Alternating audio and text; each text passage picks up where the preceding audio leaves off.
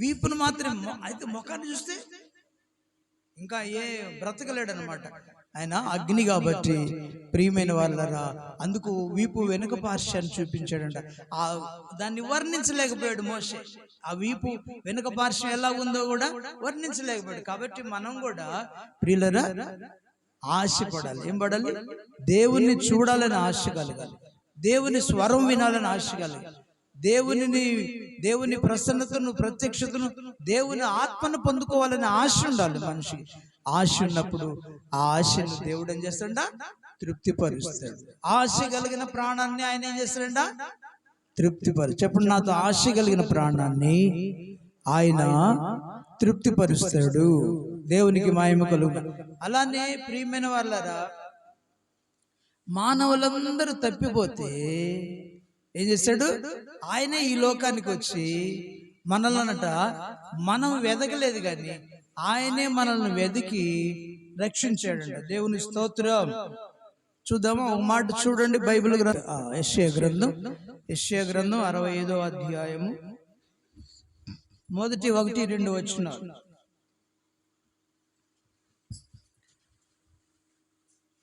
నా యొద్ద విచారణ చేయని వారిని నా దర్శనమునకు రానిచ్చితిని.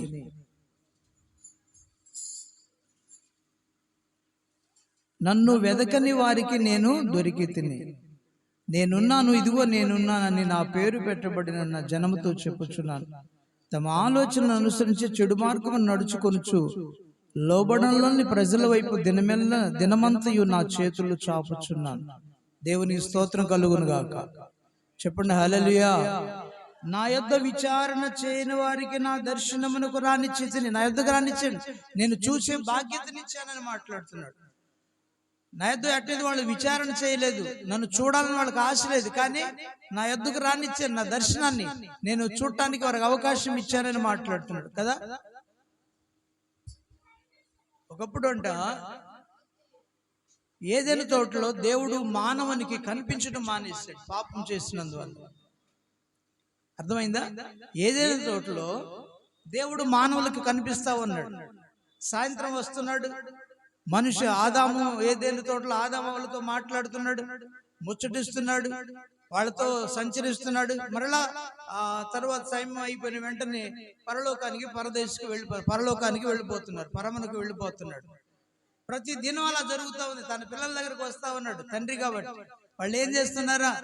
భూమి మీద వాళ్ళు అక్కడ, ఇంత పెద్ద భూమి మీద వాళ్ళు అక్కడే ఉన్నారని, ఏదైనా తోటలో ఉన్నారని వారి దగ్గరికి వస్తా ఉన్నారు. వాళ్ళని పరామర్శిస్తున్నాడు, వారిని పలకరిస్తూ ఉన్నాడు, పరామర్శిస్తున్నాడు, వారితో మాట్లాడుతున్నాడు, వారితో సంతోషిస్తున్నాడు. తర్వాత వెళ్ళిపోతున్నాడు, పరమునకు వెళ్ళిపోయి మరలా వస్తా ఉన్నాడు.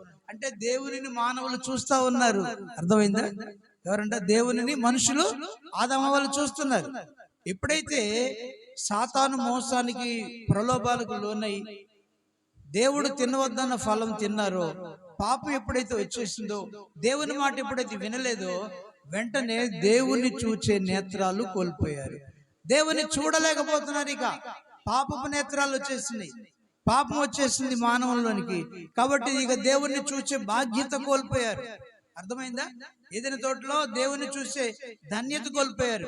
ఇప్పుడంట దేవుని స్వరం మాత్రమే వింటా ఉన్నారు. ఇక ఒక రోజున పాపం అయిపోయిన నెక్స్ట్ మరుసటి రోజున దేవుడు దిగి వచ్చాడంట. దిగి వచ్చినప్పుడు అది అంతకు ముందు అయితే దేవుణ్ణి వచ్చిన వెంటనే ఆయన్ని కలుసుకోవడానికి పరిగెట్టి పిల్లల్లాగా ఆయన దగ్గరికి వెళ్ళేవారు. ఇప్పుడు దేవుని దగ్గరికి వెళ్ళలేకపోతున్నారు.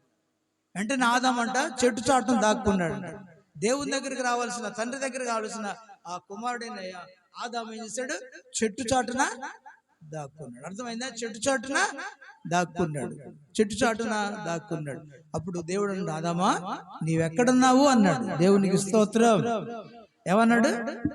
ఆదామా నువ్వెక్కడున్నావు అంటే, అయ్యా నీ స్వరం విన్నప్పుడు నేను దిగంబరిగా ఉన్నాను కాబట్టి భయపడి దాక్కున్నాను. ఏమన్నాడు? నేను నీ స్వరం విన్నప్పుడు నేను దిగంబరిగా ఉన్నాను కాబట్టి భయపడి దాక్కున్నానయ్యా అన్నాడు.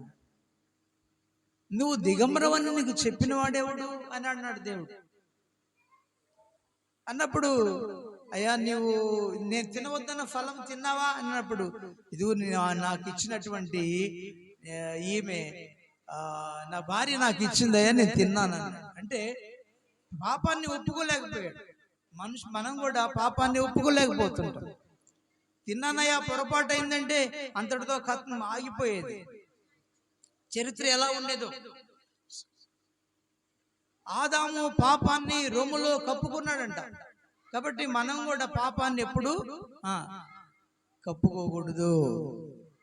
అతిక్రమములను 128వ సామెతల గ్రంథంలో 13వ వచనం ఉంటాడు. అతిక్రమములను ఒప్పుకున్నవాడు కనికరించబడతాడు.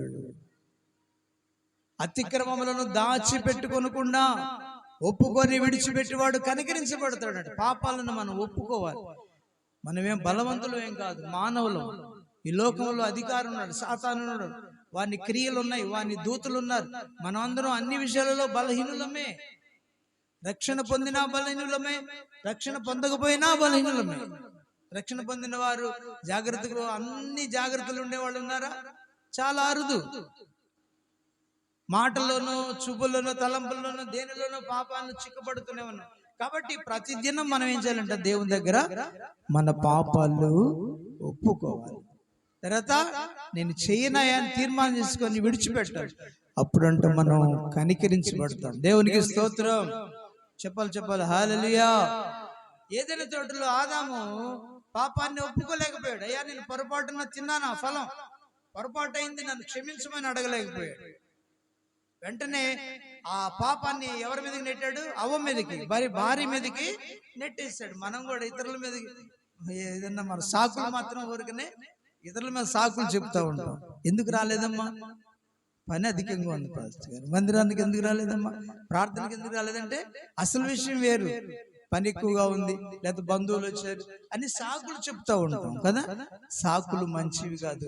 ఉన్నది ఏదో ఒప్పుకోవడం, కనికరించబడతాం. దేవుని విడిచిపెడితే కనికరించబడతాం. దేవుని స్తోత్రం చెప్పండి హల్లెలూయా.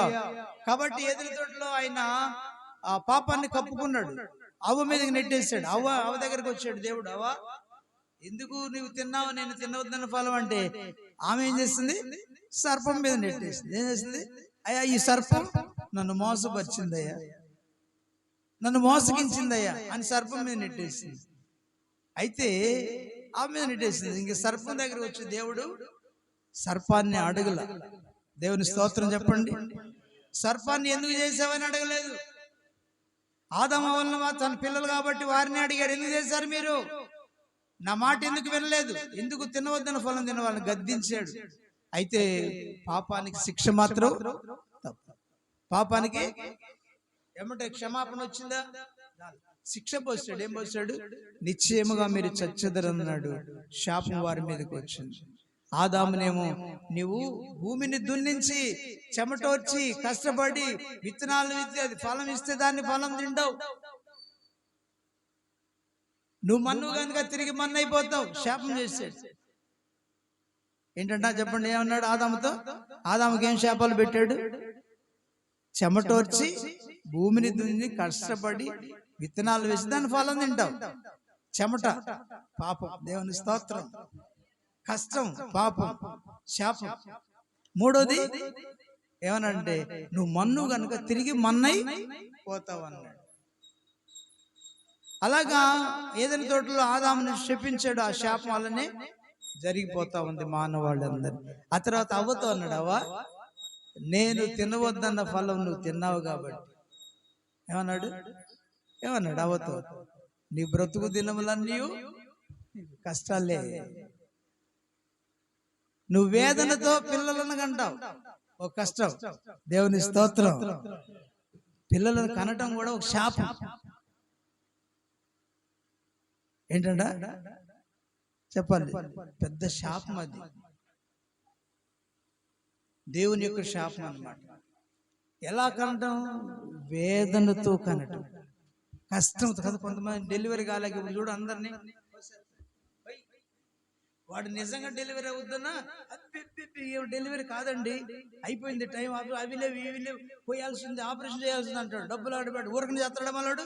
అంత బాధలో ఉందిలే ఈ అమ్మాయి, వచ్చేసింది, ముందు ఆపరేషన్ చేద్దాం అంటాడా? లేదు, ఆడ పెట్టా మా టేబుల్ మీద 1,00,000 రూపాయలు, డెలివరీకి ₹1,00,000 అయినాయి అంట, మన ఒకళ్ళు చెప్తున్నారు. ఎంత విడ్డూరము!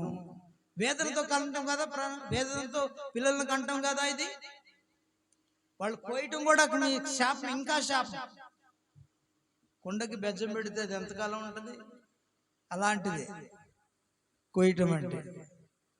వేదనతో పిల్లలను కంటావు. నీ భర్త ఎడల నీకు వాంఛ కలుగుతుంది. రెండో శాపం ఏంటంట? భర్త ఎడల వాంఛ, అధిక వాంఛ పాపం. మూడోది, అతడు నిన్ను ఏలుతాడు. దేవునికి స్తోత్రం. మిమ్మల్ని కొడుతుంది అందుకే. సమానమైంది కాదు భార్య అని చూడలేడు. ఆమె కష్టాన్ని భర్త గుర్తించలేడు. ఈ దినాన్ని నిజమే. దేవునికి మహిమ కలుగును గాక. స్తోత్రం చెప్పండి.